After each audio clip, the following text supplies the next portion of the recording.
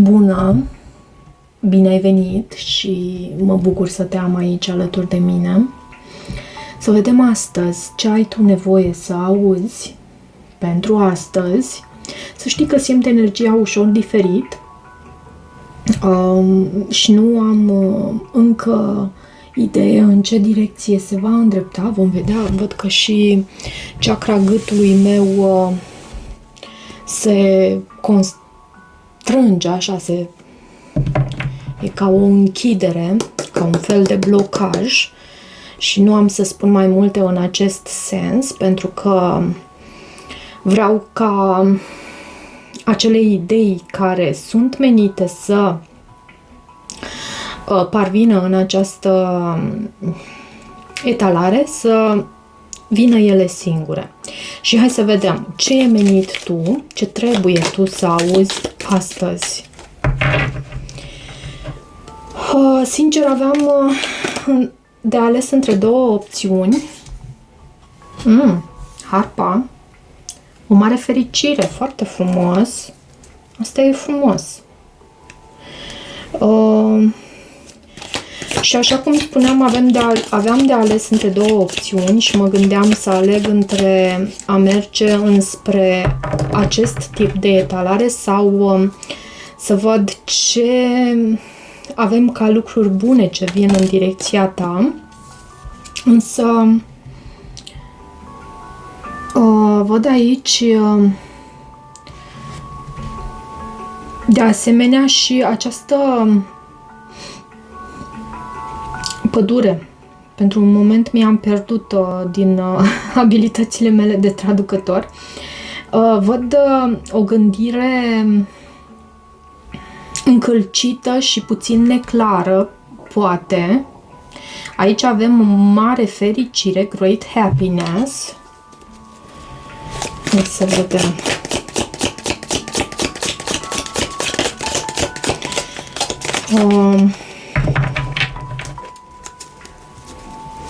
Să vedem, să transmitem mesajul de astăzi. Diamantul.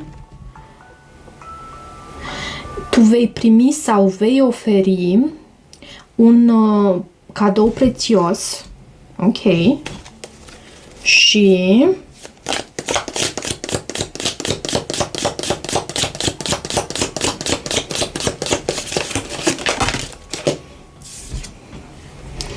staff.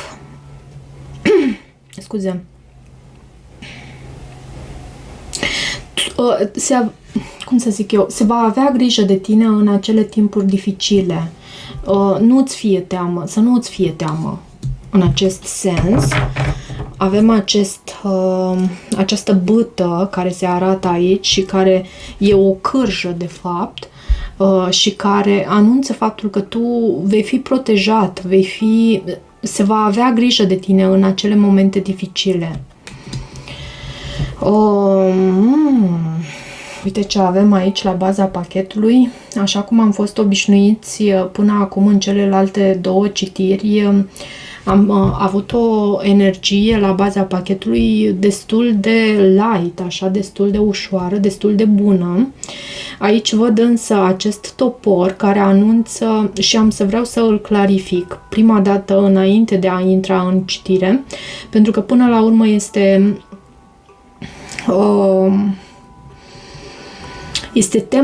tema generală a întregii citiri și avem aici aceste forțe care lucrează împotriva ta. Da, e bine ceea ce avem aici cu acest staff și faptul că se va avea grijă de tine în acele momente dificile, însă hai să vedem. Pentru că am sentimentul și așa cum spuneam și la început de citire, am simțit energia diferit din această zi, din această perioadă, cumva și nu știam sigur dacă energia merge într-o direcție pozitivă sau mai puțin. în cele din urmă ea merge într-o direcție pozitivă, tu trebuie să crezi acest lucru, doar că noi avem bioritmul nostru și la fel ca și bioritmul nostru și experiențele din viața noastră tind să fie când sus, când jos, ok? E ca un... și e important să rămâi flexibil în tot acest proces, să nu te îndârjești, așa cum spuneam și în citirea de ieri, nu cu îndârjire, ci cu flexibilitate și în același timp cu, aș vrea să spun, cu putere, cu, nu forță, cu putere, cu calm, încredere, credință că lucrurile se vor îndrepta atunci când nu e tocmai totul roz. Ce este cu aceste forțe care lucrează împotriva ta? Acest topor. Văd luna aici. Cumva și regele de bâte la baza pachetului. Luna reprezintă, da, știm că reprezintă zodia Rac, Pești. Aceste forțe care lucrează împotriva ta, să știi că e ca și cum ar fi ceva în secret, așa, ceva învăluit, ceva de care tu nu ai habar, ceva de care tu nu știi. Dar simți. Am sentimentul că pentru tine ești conectată la intuiția ta cu această carte Luna și simți că există aceste forțe care lucrează împotriva ta.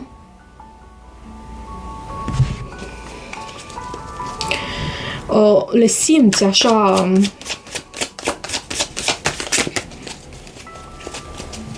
parcă, și nu vreau să te sperii acum, dar parcă le simți într-un fel ca și cum te împrejmuiesc, te atrag, te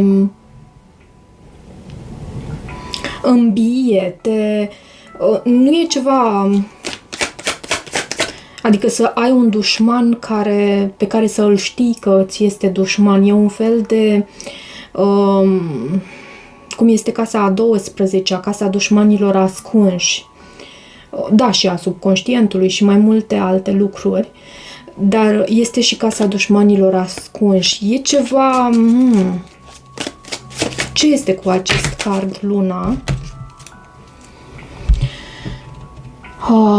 Cavalerul de monede a venit aici și au venit mai multe cărți și mă gândesc dacă să le primesc sau nu. Hai să le primim pentru că vreau să știu mai multe lucruri despre această energie. Avem cavalerul de monede, așa cum ți-am spus, 4 de bâte, 7 de spade, da, ceva în ascuns. Temperanța, regele de bâte, cavalerul de spade și regele de monede. Avem 2 regi aici, nu știu ce, și 7 de cupe. 7 de cupe este, da, și cartea opțiunilor, însă mă duce cu gândul la această gândire neclară și confuzie din viața ta.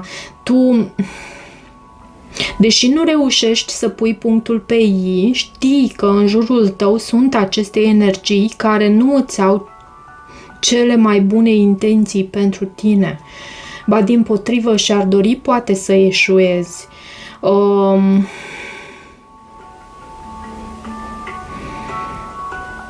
Poate că există și anumite vorbe care, din partea acestor oameni, care sunt menite doar așa să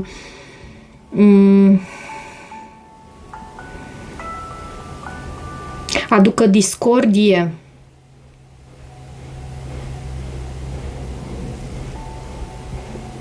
Hai să vedem și aici cred că am să cer și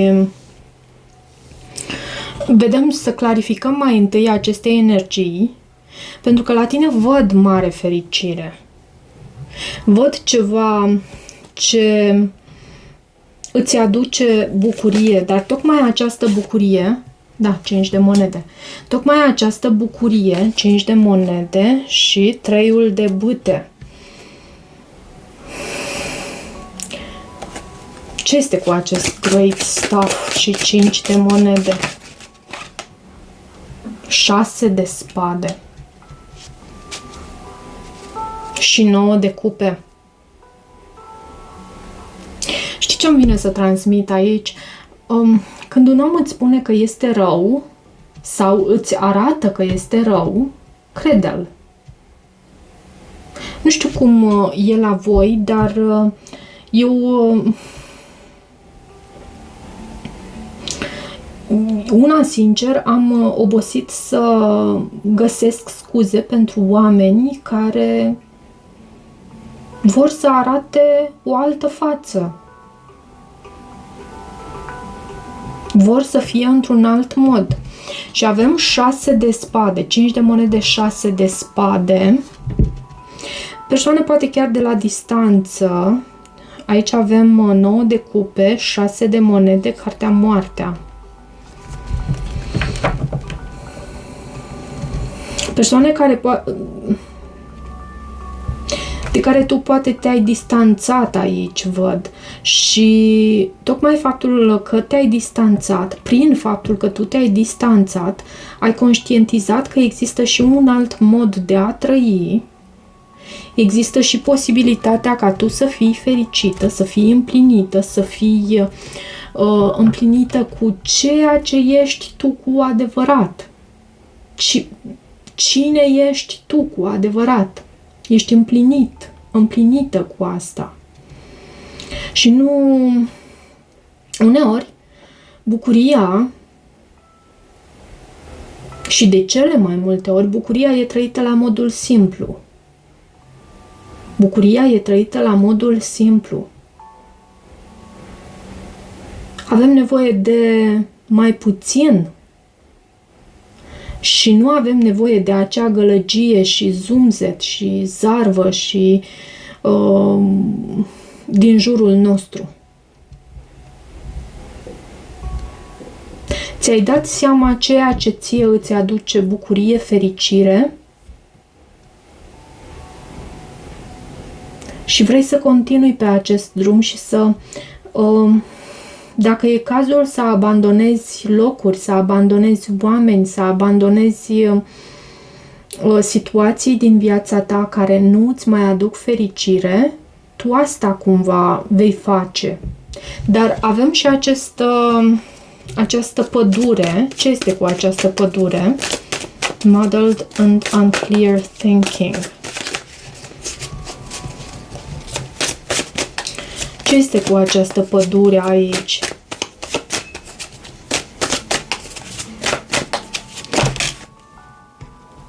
Uite, a venit justiția și a venit ușor în lateral. Am să o las așa. Și spânzuratul. Dar bine, vezi tu chiar dacă ți-ai dat seama de ceea ce ție îți aduce fericire, să știi că te atenționezi aici, că ai și anumite momente în care tu te lași tentată de ceea ce înseamnă această stare de singurătate, de abandon. Chiar dacă tu ai început să lași ușor acei oameni, acele situații, acele locuri sau nu știu, orice pentru tine nu aducea fericire, ai încercat să te detașezi, să te distanțezi de acei oameni, de acele locuri, de ce nu ți aducea fericire, mai există tentația de a merge acolo. Încă mai există tentația și lucrul ăsta să știi că te blochează, pentru că văd acest spânzurat, văd și împărăteasa și turnul. E ca un fel de călcâi al lui Ahile pentru tine. Acest trecut al tău pe care tu știi că trebuie să îl lași în urmă, acele stări ale tale care te tentează să mai mergi cu gândul ușor într-acolo și să... și chiar dacă triggerii nu mai sunt atât de puternici și din punct de vedere emoțional tu nu mai simți atât de mult faptul că sau dependența aceea de tristețe. Pentru că uneori avem și această dependență de tristețe. Sunt oameni care trăiesc în dependență de depresie, de tristețe, chiar și în momentele în care e frumos în viața lor. Și pot să mă includ și pe mine aici. În același timp, aici vine ca o atenționare, pentru că până la urmă citirea nu este despre mine, este conține. Adică eu în subconștientul meu conțin aceste părți. Dar e important dacă eu mă afund în subconștientul meu și trăiesc acolo și mă las înnecată în acele stări de tristețe, de singurătate, de nefericire pe care le-am trăit în trecut, atunci când mi se apasă pe acele butoane, eu trebuie să îmi găsesc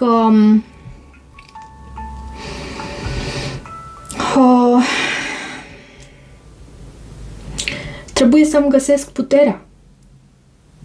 Trebuie să îmi regăsesc puterea și să mă întorc la intențiile mele inițiale, acelea de a mă distanța de ceea ce înseamnă acest 5 de monede. Pentru fiecare acum acest 5 de monede poate să fie diferit, dar e un lucru cert faptul că uneori noi putem să dăm dovadă și de dependență de tristețe, de depresie, de anxietate sau, nu știu dacă de anxietate, poate și de anxietate, cred, dar de acele stări joase pe care le-am trăit și le-am trăit cu intensitate maximă, sunt ale noastre, fac parte din trecutul nostru și e clar că ele ne pot acapara foarte ușor dacă ne lăsăm duși în direcția respectivă. Ce este cu această pădure? Nu știu dacă mai e ceva de transmis aici. Hai să vedem. Cu această gândire neclară sau lipsită de claritate și întunecoasă, așa, ceva care te atrage, parcă ai mai vrea să mai spui un cuvânt într-acolo. Ce este cu acea? Da, doiul de spade și asul de monede. Tu ai o anumită, și vezi tu, 5 de bâte avem aici. Tu ai o anumită oportunitate într-o altă parte și nu e just pentru tine, nu e corect pentru tine să mergi în trecutul tău. Nu e just pentru tine să te lași atras de aceste stări negative. Sunt negative, nu sunt stări care să îți aducă bucurie. Tu ai parcurs un anume drum pentru a te distanța de acolo și e ca și cum pentru tine da, pentru că avem și acest cadou prețios. Pentru tine e ca și cum ți se deschide o portiță, o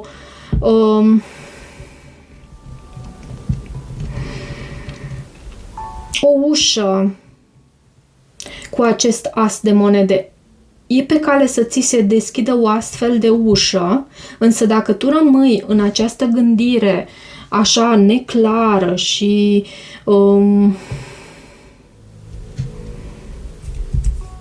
încălcită și tentantă pentru tine, care te tentează cumva să mergi, e ca o ispită să mergi într-acolo unde tu ai mai fost de atâtea ori, tu vei reactiva acele rețele neuronale pe care tu ai încercat să le lași la distanță atunci când ai început procesul tău de vindecare. Da, e ca o atenționare această citire și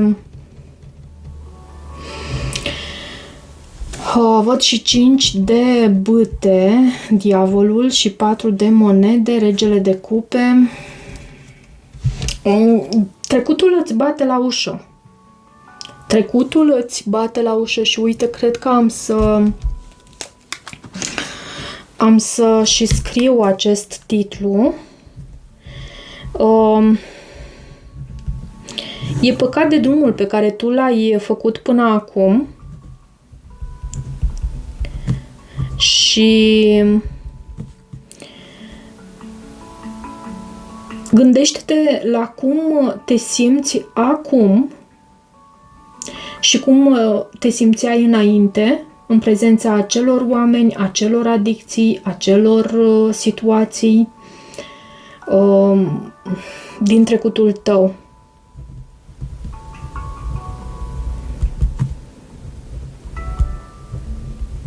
E păcat de munca. E păcat de munca depusă. Hai să vedem și mă amintește-ți de asemenea că acele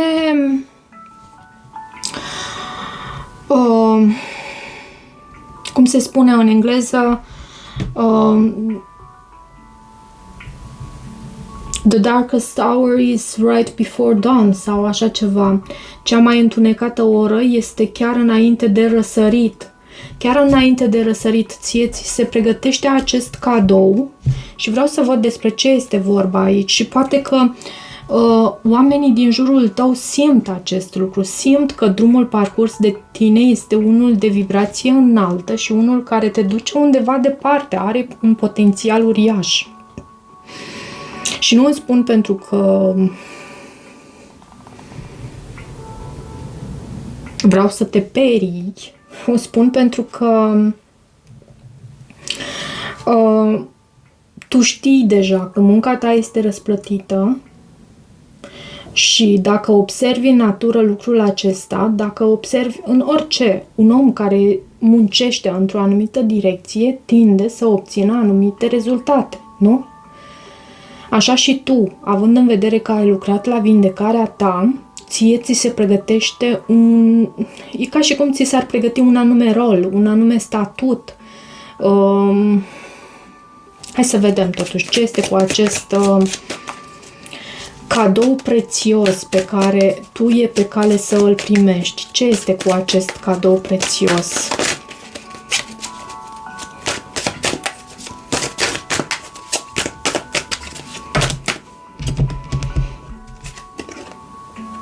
Nouă de monede și turnul.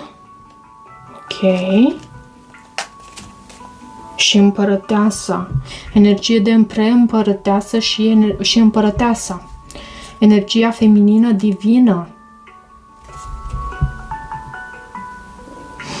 Poate ai de a face cu... Văd aici Scorpion, Pești, Taur, Balanță, Fecioară.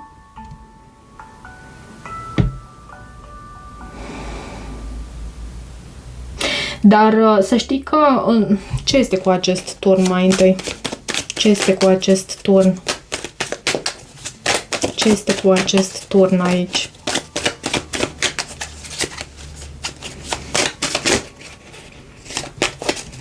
Am aici o carte pe acest turn.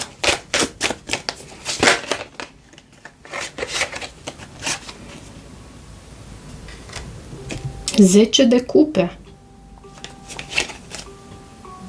Și 7 de monede. Să știi că locul în care tu investești chiar îți va da rod.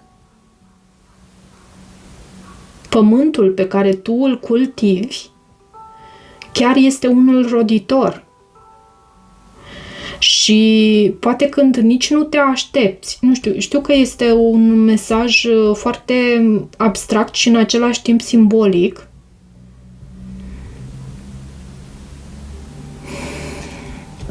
dar atunci când nici nu te aștepți cu acest turn, vine acest 10 de cupe care reprezintă împlinire emoțională.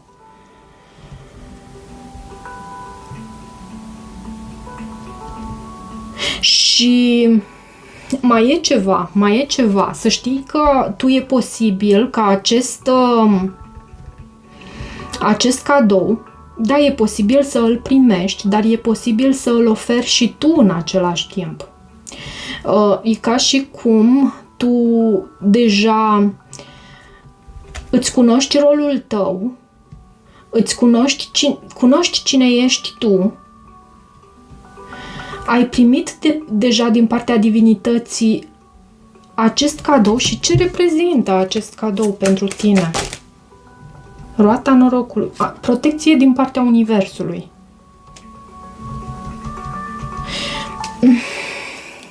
Și cavalerul de cupe. La tine știi cum e? Poate ai hotărât într-un anume moment pentru tine și ai hotărât, dar ai și susținut această hotărâre. Cumva nu doar ai sădit acea sămânță și nu te-ai îngrijit de ea. Nu. Ai hotărât să lucrezi cumva în slujba celui mai înalt bine. Și uite, iarăși, pentru că mă exprim astfel, să lucrezi cumva în slujba celui mai înalt bine și tu ai cules roadele pentru acest lucru. Ești protejat de divinitate și să știi că poate că divinitatea Nu, acum eu am să spun, pentru că asta simt. Divinității cumva universului, hai să-i spun așa. Parcă i-a curs și lui o lacrimă pentru ceea ce tu ai trăit, dar era necesar să te pregătească în această călătorie a ta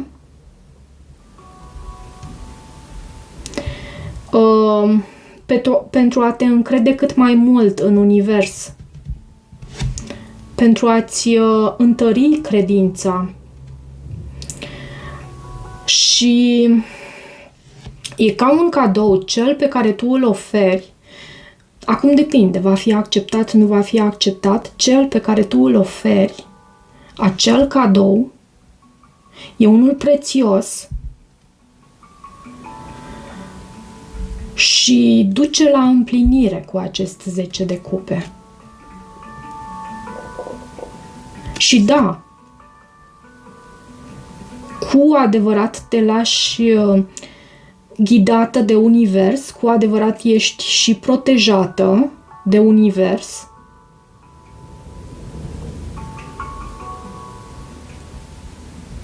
Ok. Și avem aici acest stuff, you'll be taken care of in difficult times. Ce este cu cu această bâtă, am să o denumesc. Ce este cu această bâtă aici?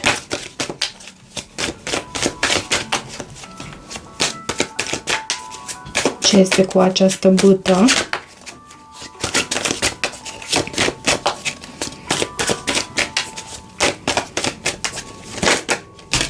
Ok. A venit treiul de bâte și am să încerc să mai restrâng din cărți. Treiul de bâte, steaua și soarele. Bineînțeles. Chiar și în acele momente dificile,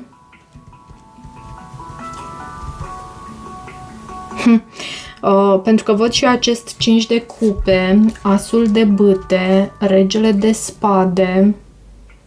Da, îmi dă sentimentul aici că există și persoane pe care tu le-ai trigăruit, dar le-ai trigăruit într-un mod pozitiv, adică le-ai apăsat pe butoanele acolo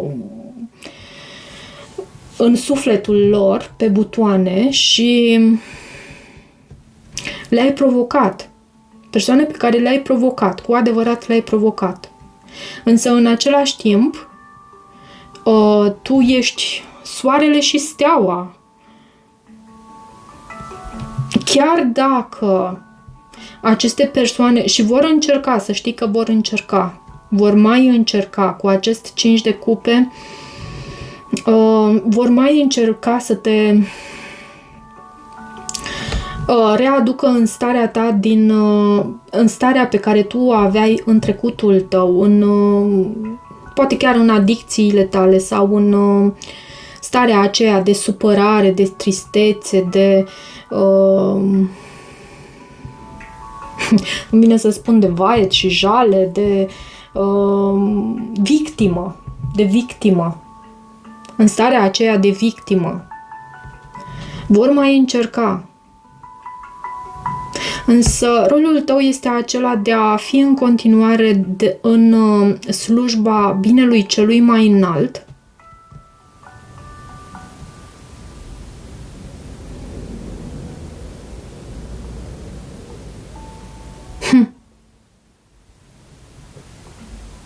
Pentru că tu ești ca un copac care e menită să dea rod.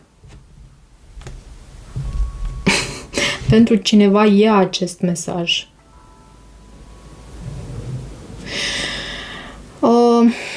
Hai să vedem și un sfat pentru tine, nu? Am încheiat cu acest 5 de cupe, asul de bâte, regele de spade, 3-ul de monede, 2-ul de monede. Și acest cadou pe care tu îl oferi e ca unul deghizat, adică nu e un diamant uriaș și autentic pe care poți să îl oferi cadou. E un cadou deghizat în ceva. Hai să vedem. Mai dă mie câteva cuvinte despre acest cadou pe care tu urmează. Am sentimentul că urmează să îl oferi sau l-ai oferit deja. Ce este cu acest cadou? Ce este cu acest cadou? Prețios. Ce este cu acest cadou prețios? 6 de cupe. Da, tu nu mai ești persoana din trecut. Țin să menționez. Și 6 de monede. 6-6. Nu mai ești persoana din trecut și în același timp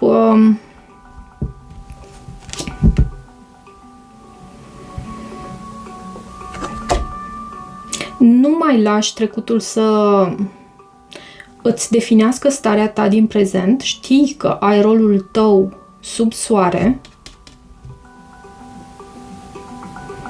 Îți vezi de rolul tău sub soare și am văzut aici justiția. E posibil ca tu să nu îți dai seama încă de faptul că ești un fel de walkie-talkie karma, de karma în piele și oase. Ești ca un fel de karmă în piele și oase, în sensul că ajuți la restabili echilibrul în univers și nu o faci într-un mod răzbunător, tocmai că nu faci lucrul acesta într-un mod răzbunător. Tu te-ai pus în slujba binelui celui mai înalt și mă repet aici, intenționat, ești protejată de univers și cumva universul ți-a dat ție rolul acesta. Nu, și sună pompos, dar să știi că în același timp ți-a dat rolul acesta de a aduce echilibru. Încă poate tu nu ai ajuns la o viziune foarte clară. Încă nu ai acea viziune clară. Însă lasă-te ghidată de univers, pentru că te va aduce și se va face lumină. Se va face lumină. Tu ai soarele aici. Se va face lumină. Și chiar și în acele momente dificile din viața ta, Ești protejată. Ești protejat, ești protejată. Da, nu știu dacă am obținut foarte multe detalii în privința acestui cadou prețios. Pentru că avem și turnul aici și asta pentru mine, și a venit 10 de cupe după acest turn, clarificare pentru acest turn. Cumva tu ajuți să se restabilească echilibrul în univers, dar nu așa cum gândești tu, nu așa cum gândești tu. Prin felul tău de a fi autentic, trăind autentic, tu oferi acestor persoane din trecutul tău șansa la a-și găsi fericirea. Dacă ele vor accepta acest lucru, nu ține de tine, însă tu ai această posibilitate în această viață. Hai să vedem care e sfatul pentru tine, deși... care e sfatul pentru tine? Ce sfat avem pentru tine în această citire cu acest mesaj? Cavalerul de bâte. Să mergi tot înainte. Și avem 5-ul de bâte și cred că l-am mai avut undeva la baza pachetului. Să mergi tot înainte, cu toate că va exista și petty conflict. Conflict din acesta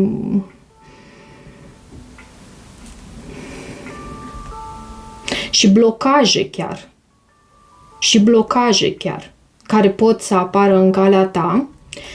Ești precum acest cavaler de monede care știe să meargă înainte, știe să își îndeplinească rolul.